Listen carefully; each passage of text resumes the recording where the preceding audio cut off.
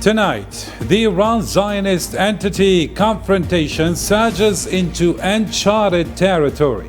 For 9 days, Israeli occupation airstrikes have pounded Iranian military, nuclear and civilian infrastructure. Over 400 killed, thousands wounded, and Tehran has answered with precision missile barrages deep inside the entity. Cyber intrusions, refugee flows, economic collapse fears, and the specter of a wider war loom large. Diplomacy flutters between Geneva negotiations and urgent calls by Macron, Erdogan, and others to de-escalate, even as the US sends mixed signals. In this 52-minute special, we unpack the stakes with three eminent experts. From New Delhi to New York to Cairo, we explore whether force will define this showdown or if dialogue can yet prevail. Stay with us, the show starts now.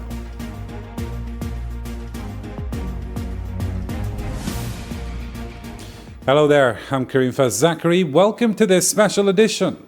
The region teeters. Each strike risks igniting a broader conflict.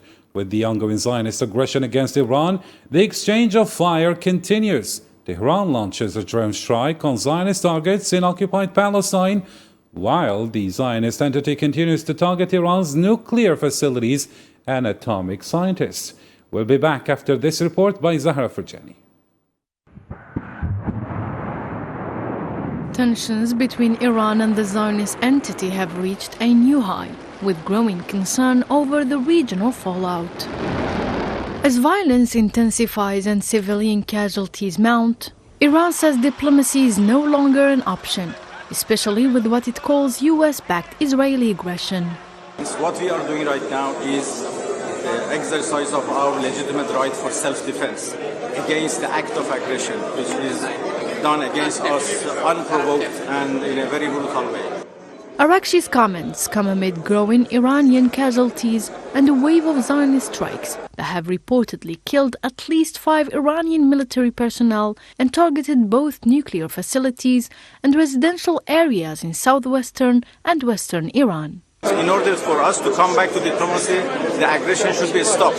It is obvious I cannot go to negotiation with the United States when our people are under bombardments, under the support of the United States. The Iranian official was responding to US President Donald Trump's recent statements, suggesting possible American involvement in the conflict. We have come, unfortunately, to the conclusion that the United States has been in this aggression from the beginning. You know, they deny, they keep saying that they are not involving, but we have many indications that they have been involved from day one. Unfortunately, we have heard that the U.S. may join this aggression. That would be very unfortunate, and I think that would be very, very dangerous for everybody. With over 24 settlers reported killed on the Zionist side and more than 1,000 others injured, the costs are mounting on both ends. Meanwhile, the assassination of yet another Iranian nuclear scientist has further inflamed tensions and raised Iranian suspicions of foreign coordination. As the war of words grow into a sustained military confrontation, the prospect of US involvement adds a new layer of uncertainty to an already volatile situation. For now, hopes for dialogue remain out of reach, as each strike and counterstrike deepens mistrust and distances the region further from peace.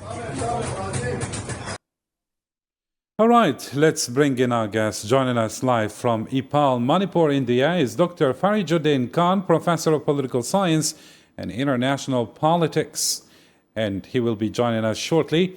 And also, I have the pleasure to welcome Mr. Abdel Halim Ghazali, Managing Editor at Al Ahram newspaper from Cairo, Egypt. Hello there, sir, and thank you for being with us. You're welcome.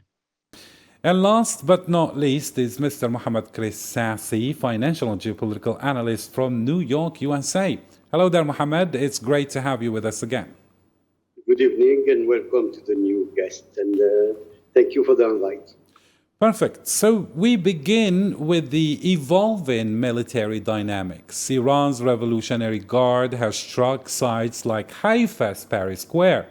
Beersheba's intelligence complex, possibly even Dimona vicinity, while the occupation continues strikes on Shiraz, Khuzestan, Isfahan, Qom, and claims prolonged campaign orders.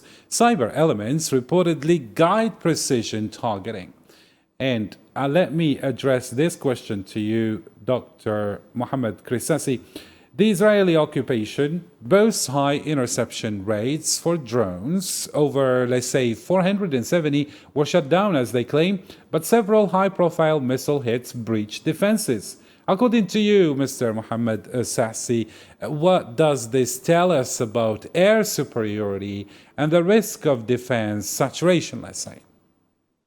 I should say that the Israeli air defense, yes, is a supremacy. We cannot question that. But I would say that is a double-edged sword against escalating conflict. Israel's sophisticated air defense system include the Iron Dome, the David Sling, and Arrow, but they have demonstrated remarkable effectiveness against the mass drone and rocket attack from Iran. But this highlights their capability to neutralize systematically, asymmetrically, I should say. However, again and again, successful precision missile strike reveal a critical vulnerability. What is it? The defense saturation. You have here few keys that I would like to say. The number one is the quantity against the quality, meaning that while adept as intercepting the high volume of low-cost threat, Israeli defense struggle when they are confronted with overwhelming or confusing simultaneous attack. Like we have the dome, yes, is a system that's supposed to be impenetrable. But when you have this overwhelming, simultaneously attack of 100, 150 missile, then you look like a Swiss cheese. I'm sorry to say that. And you have also now, with the technique of Iran, they target also, and they have the decoy, and they have the cruise missile that force the defense system of Israel to prioritize which one should I go after. Is it the drone? Is it the missile? And the decoy, it's very difficult.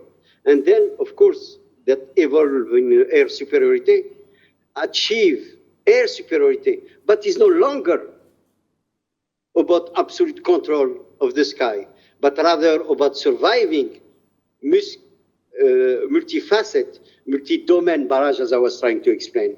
And this, the escalation of this air attack, are they able to contain all this attack? I think we have to be concerned, Israel have to be concerned from the shift, believing that they can control everything from their air attack.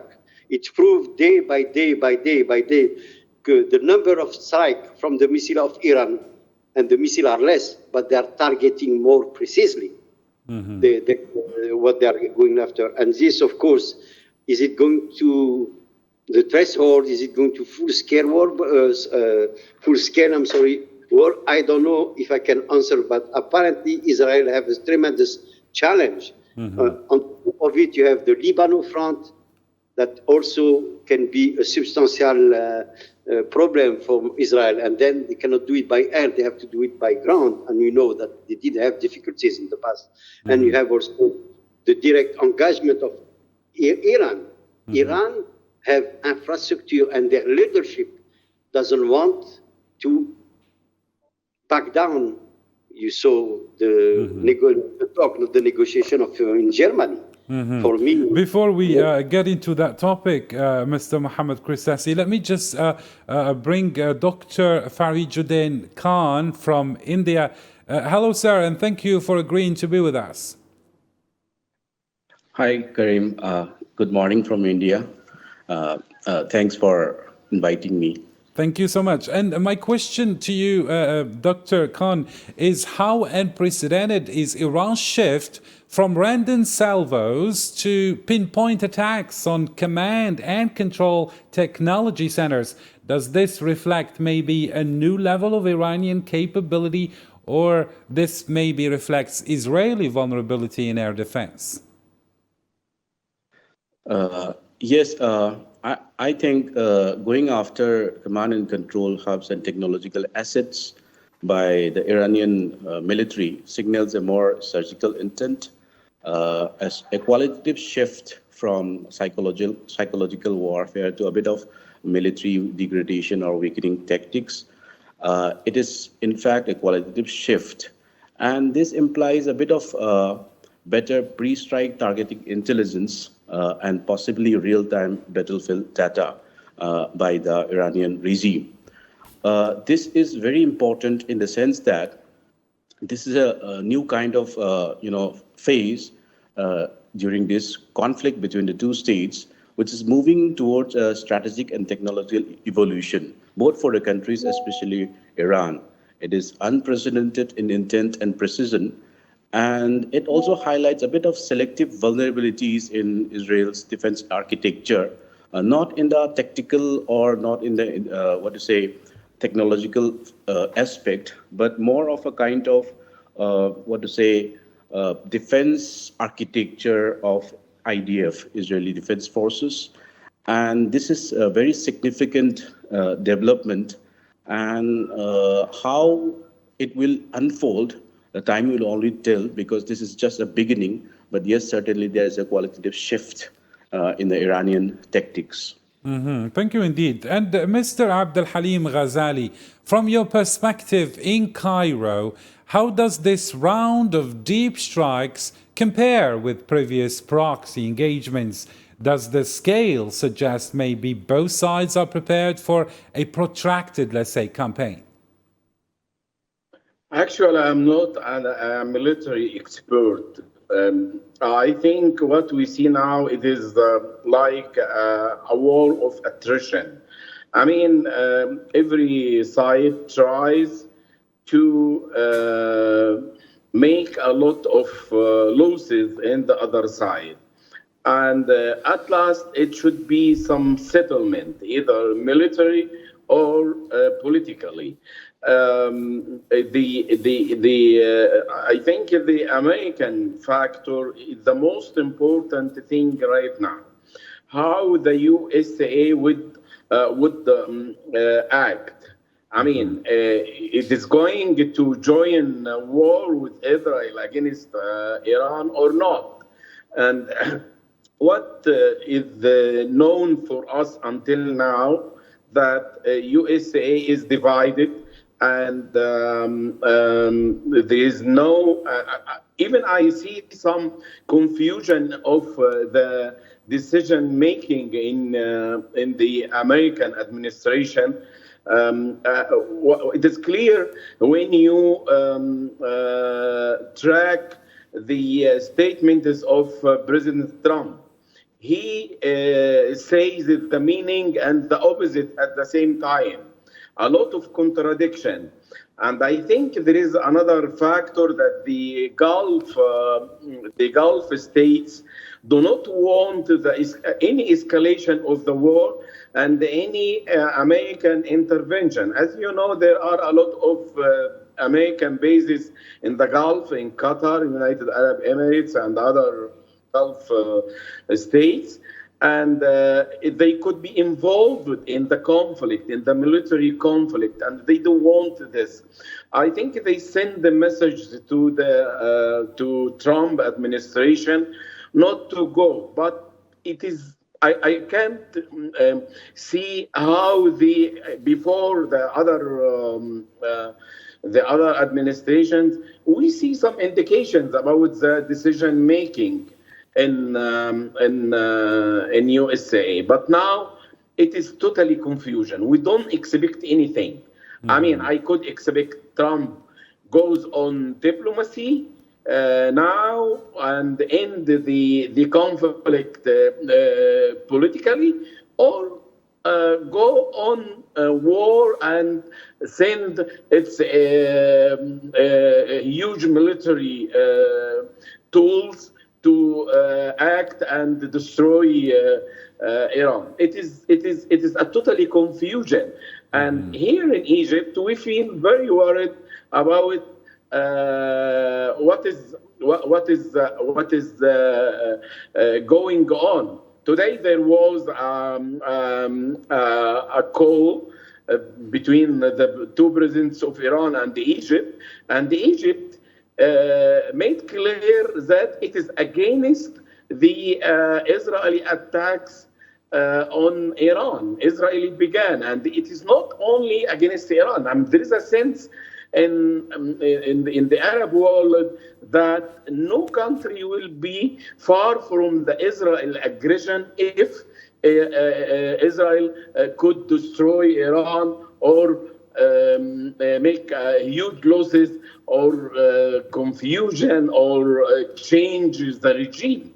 It is very, very critical situation, and it is very concerning. Mm-hmm. Thank you indeed. Let me bring back Dr. Khan here. So, Dr. Khan, I was asking Mr. Abdel Halim Ghazali,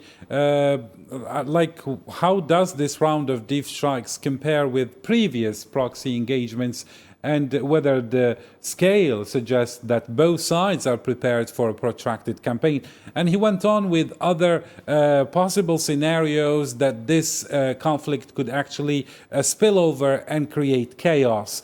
But here, Dr. Farijuddin Khan, is the tit for tat already slipping from control, retaliation into open-ended conflict? What thresholds remain there before we see a full-scale war erupting like Muhammad Ghazali or Abdel Halim Ghazali was actually describing now? Yes, the thing is that it could prolong into a more difficult and more complex kind of protracted conflict between the two states. As we all know that these two states, among them, there is an asymmetry in terms of conventional military powers. Israel has edged over Iran to a certain extent because of modern development of technology in favor of Israel. However, this conflict will only prolong if the United States involved directly against Iran and in favor of Israel. So what the United States and particularly the Trump administration decides will tie the fate of this conflict. Iran, as a regional responsible country, has continuously said that we would be the Iranian regime, Tehran, would be able to negotiate with the European EU3 or the United States or combined West, so that they want to show that there is a benevolent intention of their nuclear facilities, and they would decrease their enrichment of uranium-235. But the United States is saying that it should be completely surrender of that, and that makes Tehran a bit of hardened. Since the United States is confused and Israel is relying on its false propaganda just to invade Iraq, attack Iraq with precise military strikes by its jets, it is very difficult as of now. So it all depends on the United States, the Washington's intention, as well as the Washington decision. So if there is a prolonged conflict, the devastation will only be felt not only by the two warring factions, two countries, but also globally, particularly in the region. The Arab states, particularly Saudi Arabia and other smaller Arab states, have to decide whether what they should do. Now, it doesn't reflect any kind of, they are silent. Similarly, many countries, except China and Russia, other countries are also, including India, they are having a tight rope. So if this continues, it will have a devastating, kind of collateral impact to not only to the region, but also to the global economy. Thank you indeed. Now, Mr. Mohammed Chris Sassi, back to you. Could this cyber warfare that we have seen in this conflict, reports of hacking, surveillance cameras, and possibly air defense codes be the game changer here, tilting the balance? Well, Are you talking about the cyber attack or? Yes, we heard many reports, Mr. Mohammed Sassi, about the cyber warfare here. We heard of reports of hacking surveillance cameras and also possibly defense codes. So my question is, could this particular incident be the game changer that will tilt the balance? Well, definitively, I think the cyber self-defense is an element that is going to play a role.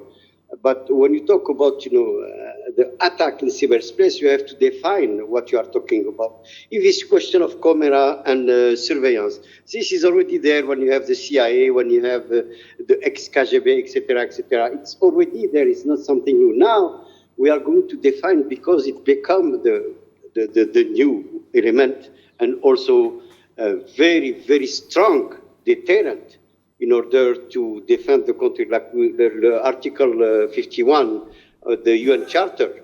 He said that it's permitted to use in self-defense an armed attack. And the definition of armed attack is when a cyber operation qualifies such an attack is crucial, meaning to prevail the survival of the country. We even have the International Court of Justice that is ruling, and one of the ruling is a cyber attack can be considered an armed attack if its effect, such as physical destruction or injury, are equivalent to those caused by a conventional use of force. A cyber attack that disables a power grid leading to fatalities. For example, if you shut down, as Israel did it many times in a few countries, one of them is Lebanon, the other one was Syria, and they even tried to do it in Iran, but they didn't succeed.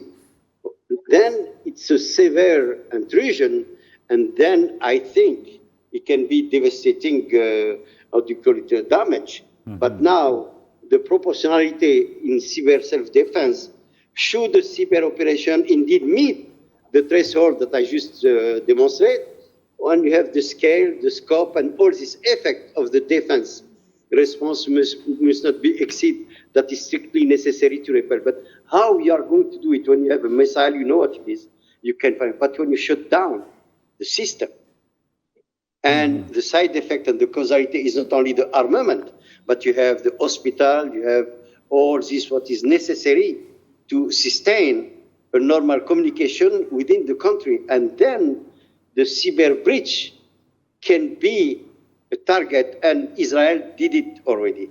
When you look, for example, that they attack the building for the news, it's not only with the missile, also they shut down all their internet facilities. Mm-hmm. And I think we are, this area is very, very, very tricky. I should say that the legal, I talk about the legal threshold, we talk about the ambiguity in attribution and response to that. Mm-hmm. And of course, okay, we will get to the legal ambiguity shortly, but let me share with you some updates here before we continue with the debate. Iranian President Masoud Pezeshkian vowed on Saturday that his country's response to the ongoing Zionist aggression would be even more devastating. According to the official IRNA news agency, Pezeshkian, in a phone call with his French counterpart Emmanuel Macron, stressed that Iran will not halt its nuclear activities under any circumstances amid the ongoing war between Iran and the Zionist entity. Our response to the ongoing aggression by the Zionist entity will be even more devastating. We are ready for dialogue and cooperation to build trust regarding peaceful nuclear activities. However, we will not accept reducing our nuclear activities to zero under any circumstances. And regionally, the military spokesman for the Yemeni Houthi group threatened to target American ships and warships if they take part in the Zionist aggression against Iran. In a televised statement on Saturday, Yahya Saree affirmed that Army U.S. attack in support of the occupation will be met by the Houthis with strikes on U.S. interests in the Red Sea. فأي هجوم وعدوان أمريكي مساند للعدو الإسرائيلي ضد إيران. Any American attack and aggression that supports the Israeli enemy against Iran within the framework of the same objective aiming to enable the Israeli enemy to control the entire region. This is something that cannot be ignored, because it means confiscating the freedom, independence, and dignity of our nation, enslaving it, humiliating it, distorting its identity, occupying its homeland. Accordingly, if the US involves in an attack and aggression against Iran with the Israeli enemy, the armed forces will target its ships and warships in the Red Sea. سوف تستهدف سفنه وبوارجه في البحر الأحمر. Back to you, Dr. Farijuddin Khan. Beyond missiles, a parallel cyber battle rages, as we have discussed earlier with Mohammed Chris Sassi. Claims of Iranian alliances hacking Israeli systems and vice versa. Surveillance camera infiltration, possible targeting of defense networks. I mean, how significant is this for the conflict's trajectory? What I mean is, what is the strategic impact, let's say, of reported Iranian cyber intrusions into Israeli civilian and military networks? Could such operations offset conventional imbalances? Yes, this is a very potential significant development. Generally, such kind of intrusions, this is not new. Iran has done with Israeli water systems in 2020, and Israel responded against such kind of intrusions in Iranian port systems. So with these two countries, this is not. But significantly, if we look strategically, the strategic impact of such Iranian cyber intrusions into Israeli civilian as well as military networks is very significant. It is low cost, it is high impact tool, particularly for Iran in this case, given that Iran and Israel has a bit of asymmetry in conventional warfare. Since it is raging between the two, it can serve as a powerful force multipliers as well as a bit of strategic equalizers, as given that it has high impact. Intrusion into these civilian infrastructures. For example, there is a report, I was going through the internet reports and all, how accurate is that? That is debatable.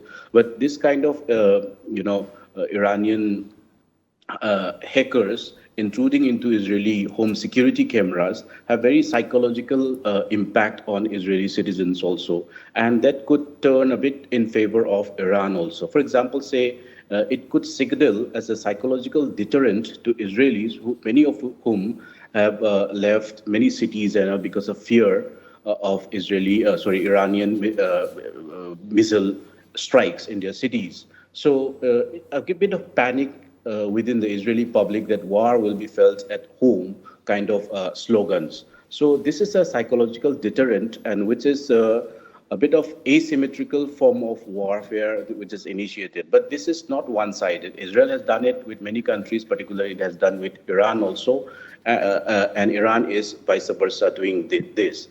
Cyber attack can act as a prelude to or say accompaniment of physical attacks. For example, say any breach of any encrypted military networks by Iranian regime or Iranian military of IDF could disrupt logistics, even these Iron Dome systems, David Slingers. This kind of systems work on sophisticated computer networks. So it could lead to failure in air defense coordination and even troop mobilization. Mm-hmm. So it is a very strategic equalizer especially for Iran because of its low cost and high impact, particularly when there is a asymmetry in the conventional warfare. Should the war or if the conflict prolongs for long. Mm-hmm. So this is a bit of advantage from Iranian side. Thank you indeed. And Mr. Abdul Halim Ghazali, how is the region perceiving this digital escalation? Do Arab audiences, for example, see cyber capabilities as a deterrent or maybe a further escalation? Of course, we see a huge escalation. And what was going in the last days, actually, especially on Israel, we know it's like not strange for attacking some Iranian installation. But Israel, we could see very severe Iranian attacks on Israel. And for Israel, we understand that we usually have a psychological actor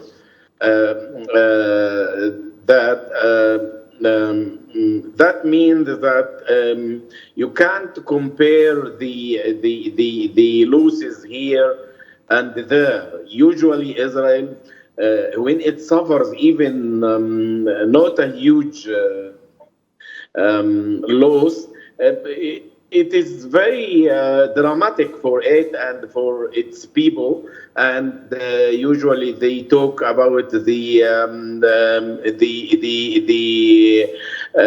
security as a very major factor in the life of even of the state of Israel. Now, Israel, it seems that the security is not now, even in future, will be under attacks, and it could face a lot of threats. In Egypt, actually, we see that the region is sliding to chaos, to anarchy, and we don't know. When you begin a war like what happened in Iraq and Afghanistan before, you don't know how to end it. And it seems that the big player, USA, is confused, and there is a problem with, as I said before, with Trump administration regarding the decision making, how to decide. Now, if they go on war, what results they expect? I mean, are they able to change the Iranian regime as they want? I don't think so. So what's going on? Would we see another Iraq inside Iran, or another Afghanistan? We don't know. Actually, totally confusion, and we think that all these situations would affect the Arab world severely, and even there are some fears that Israel could escalate the war against some Arab countries in future. Mm-hmm. And even Egypt is not away from this, mm-hmm. because actually, as we have a peace treaty, but there is no peaceful relation mm-hmm. together, and we shouldn't forget what's going on Palestine. What's going in Palestine without any solution, of what we see in Gaza. The killing and the destruction and all Israeli atrocities against the Palestinians is affecting the Arab world very, very much. Mm-hmm. Yes, indeed. And just back to the cybersecurity issue with you, Mr. Mohammed Krissasi. You were talking about the legal ground here. And from an international security law standpoint, I mean, how do cyber attacks fit into notions of self-defense and proportionality, let's say? And at what point does a cyber intrusion count as an armed attack? Well, there we have to go to the protecting the infrastructure against this threat. We have to establish the cyber hotline between for example, one of the panelists was talking about the military. Yes, you have to establish a cyber hotline between the military cyber command and to facilitate the de-escalation and communication. And then you have to develop and share common technical standard and norm, possibly through the regional platform and the regional country involved in this attack. And then you have the challenge that this area include also difficulty in attribution. I'm not talking about the legal cap, but the different interpretation of legitimate espionage, because this is what you are talking about. Mm-hmm. Espionage versus act of aggression. And that you have to see the takeaway from this for our discussion, such as we talk about the legal threshold, but you have also to see the ambiguity in the attribution and the response to the threshold significantly to the risk of overreaction as well. Mm-hmm. When you cannot communicate between all the branches, and I talk about the military, etc., tremendous mistake can happen. Do you remember, for example, when they have what they claim, Israel, when they hit the civilian target, they say, oh, we didn't know, it was not intended. How many times they say that when they were hitting Gaza? Mm-hmm. And all this because it was the error of the people on the ground that were giving the wrong information. And I think, again, it's very difficult when you talk about this is what you are talking about, espionage in all its form. And I don't know how we are going to, without, and I said before, I give the Article 51, the definition of what you talk an attack, cyber attack. But now, is it going to be respected? So far, Israel didn't respect anything to begin with. I would like to go back to history. Why did they want to attack Israel? Because they said that they have the proof that they were building a weapon, a nuclear weapon.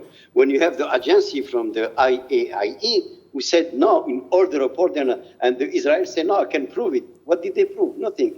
But it was, again, espionage, propaganda, false interpretation. If you remember, I will go back to 2003, Powell in the UN, he was showing the proof that Iraq of Saddam Hussein was doing it. And finally, after all this brouhaha at the UN, we find out that it was just a false report done in England by an Iraqi. So I don't know if I did answer the question. I try. Yes, it was close. I mean, you derailed a little bit by going to the IEA. We are not going there yet. I will get back to you with a relevant question on that matter. Yes. Yes, but then just to stick with the major cyber breach here, since it's very important and it constitutes really a shift in how wars actually are being undertaken now. Back to you, Dr. Farijuddin Khan. Could a major cyber breach trigger an intended escalation? Mr. Mohammed Christasi was just saying that maybe we were receiving false information and they triggered, or let's say they attacked some civilian sites there. But here, I give you another example. If control systems are compromised and a missile is misfired, let's say. Yes, it can, of course, it can trigger unintended escalations. As I have already said, cyber can act as a prelude to any physical attacks. So any partial breaches of encrypted military networks or military data, real battlefield data, will disrupt logistics, defensive powers of Israel's sophisticated, anti-missile equipments, including those of Iron Dome and David Slinger. So it depends on cyber computer controls and coordinations. So it will trigger unintended escalations. That is why I think manual control of digital infra is also a kind of options within the military establishments in many countries. If such kind of cyber attacks, cyber intrusions are happening inside the military of opponents. So if control systems are compromised and missiles is misfired, then it could go to civilian targets also. For example, say a few years, when there was an escalation between Iran and the United States, a civilian aircraft was, and it was said a mistake. So they can say mistake, but it can go to something which is civilians, which does not belong to the warring factions, that is Israel and Iran. So it could be any of the Arab countries' citizens of Europe, because because of that kind of misfire of missile, and it can land on some which is completely neutral to this kind of conflict, and it can escalate into some kind of snowball where many countries are unintendedly they are compelled to be part of the. So this is a very frightening thing. So that is why the responsible global countries, including China, Russia, including my own country, are saying that this de-escalation and peaceful solutions are also needed, because the kind of misunderstanding it could happen in the heat of such kind of conflict, a very complex conflict between the Iran and Israel, could snowball into, could have collateral damage to other countries, that other countries also are compelled to be part of this kind of escalations or conflict. So yes, that is my. Thank you indeed. And speaking of the broader conflict and escalation, let me update you on this.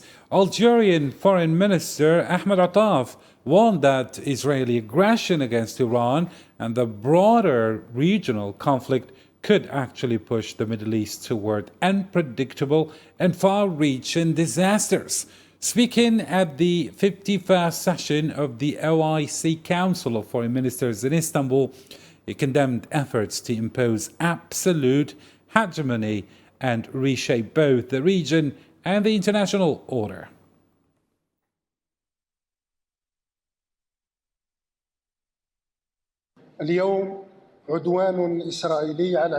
Today we are witnessing Israeli aggression against Iran and an open war that threatens the region with multiple disasters of various types and dimensions with unpredictable consequences. Just yesterday, repeated and systematic Israeli attacks targeted Syria, Lebanon, and Yemen, attacks that are still ongoing today. Today, as yesterday, the Israeli occupier refuses to end the war it has imposed on the Palestinian people in Gaza for nearly 2 years.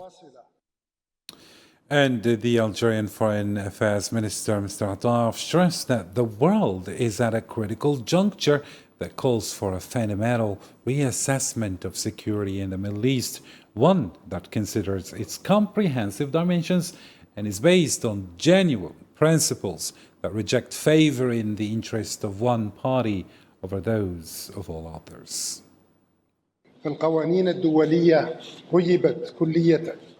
International laws, including the United Nations Charter, have been completely disregarded. The balance of civilized international relations has been broken, and the logic of power knows no bounds or limits. Fundamental concepts have been distorted to the point that we now hear people defending the aggressor's right to self-defense and to retaliate against the victim. The drive for absolute hegemony has led the aggressor to declare its intention to reshape the Middle East and even the entire international system. Let me get back to you, Mr. Mohammed Chris Sassi. So, of course, we're receiving a lot of reports, a lot of news. Let's say the human cost mounts. Over 430 Iranian civilians killed, thousands injured. Gaza death toll surges past 55,000 since October. Hospitals are struck. Refugee flows as Afghans and Pakistanis flee Iran.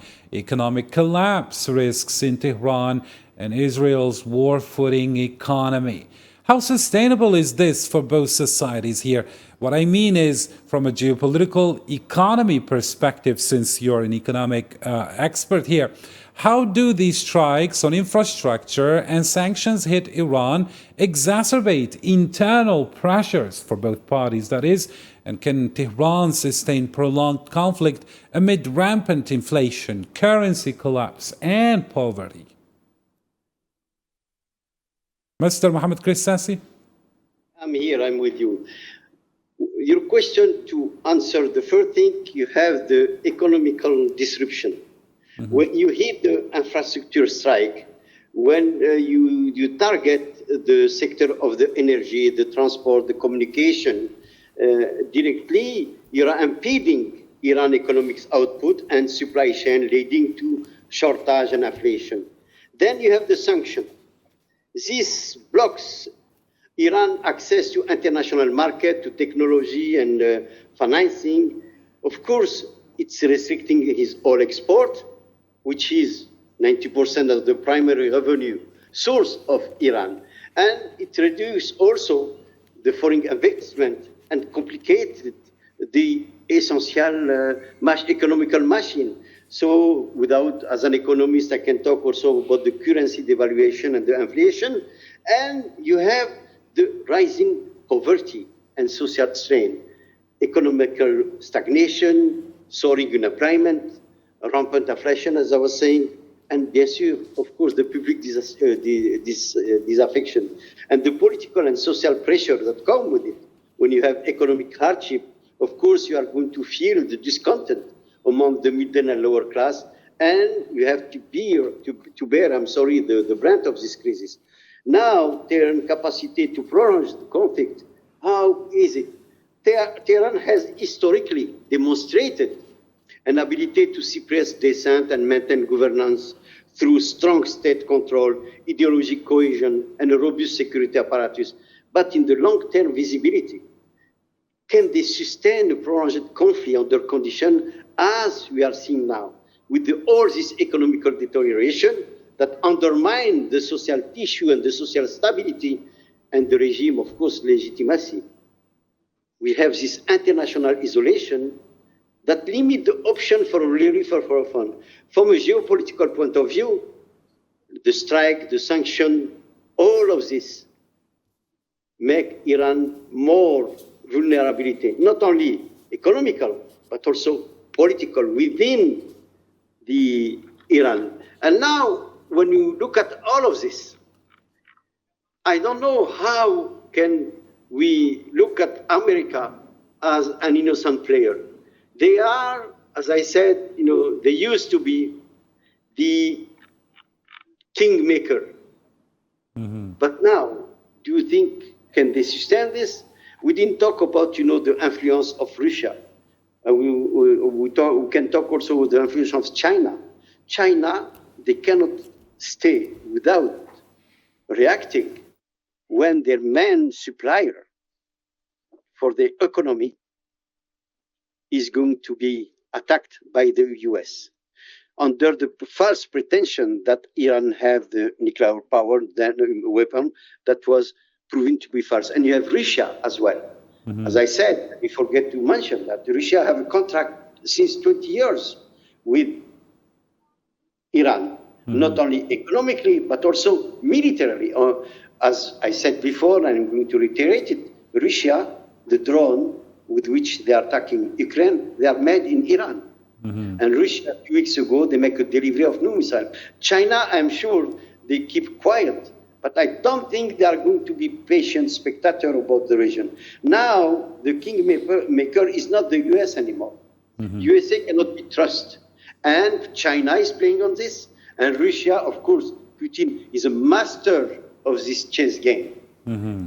And now he's staying in the background, but, it's very, very, very making all this necessary move with Lavrov and the deputy of Lavrov to make the world know that all what's happening now in the region. And speaking of what's happening in the region, Mr. Mohammed Krissasi, let me include Mr. Abdel Halim Ghazali. Egypt, Mr. Abdel Halim, is watching regional stability being threatened. How do rising refugee movements, for example, and humanitarian crises like the one happening in Gaza right now affect neighboring states such as, Egypt and also the Gulf countries? Egypt is a little bit far from Iran, so we will not be affected directly. And you know that we don't have a close relation with the Iran or with the Iranian people like what we have with Sudan or Palestine. So we have millions of refugees coming to Egypt. But we talk about, as you said, the point is the stability in the region as a whole. Now it is what Netanyahu said. He tries to create a new Middle East, which is not could be loved by Egypt at all, or we don't want the strategic imbalance in the region. I mean, they began with destroying Iraq, now destroying Iran, and the main forces are Egypt, Saudi Arabia, Turkey, and Algeria, I think. So what is the question is, who is the turn, which country would have the new turn? I mean, okay, we could now talk only about Iran and Israel, but if we look in the future and we try to oversee what could come, we have very bad consequences in the Middle East, and now there is a real sense of defeat in the Arab and the Muslim world that could create new waves of terrorism and militancy. I mean, Islamic militancy, because after 1967, we have that wave. And after Iraq, also we have the so-called Bin Laden and these kind of organizations. These are hidden threats to the region. It is not only what we are seeing now. That sense of defeat among Muslims and Arab people would create what I expect, and other experts could see this new waves of terrorism attacks. New militant groups, like actually you have in Algeria a big experience with that, and what is the impact of it. So you don't only have that declared or seen level of the conflict. We have hidden levels. And it could be very destructive to the Arab and the Muslim world. Very good indeed. And just as we near the end of this special coverage, I would like to give a final word to Dr. Farijuddin Khan, just to talk about the possible scenarios. How do you see it? A limited de-escalation via ceasefire and renewed talks? What conditions are needed for us to achieve this? Or maybe are we going for prolonged low-intensity conflict across multiple fronts?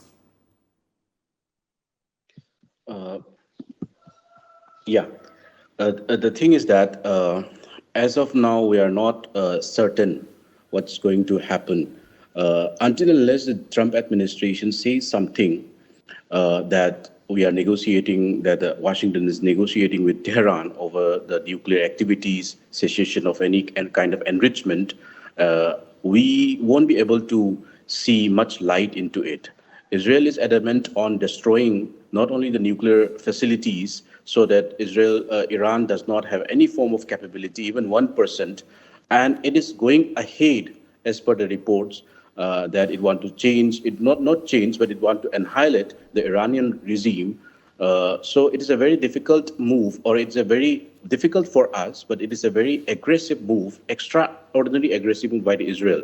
And Iran is adamant on responding to such kind of challenge to its national sovereignty. So when it comes to the two perspectives, and given that the Arab states within the region, most of them are silent. So it's up to the United States. It's up to the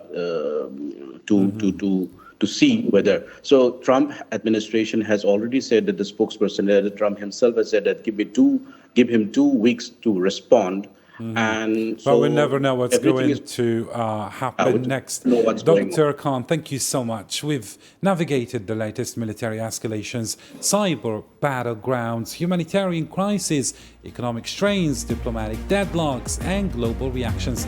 Our experts underline a stark truth. The region now stands at a perilous crossroads. Force alone threatens to spiral into a wider conflagration, yet diplomacy struggles under the rubble of strikes. As the world watches, urgent, coordinated, restrained, and credible dialogue mechanisms are the only hope to avert a broader catastrophe. Thank you, Dr. Khan, Mr. Mohammed Krissassi, Mr. Ghazali, for your insights. And thank you, dear viewers, for staying with us. I'm Karim Fazakri. Good night, and may cooler heads prevail.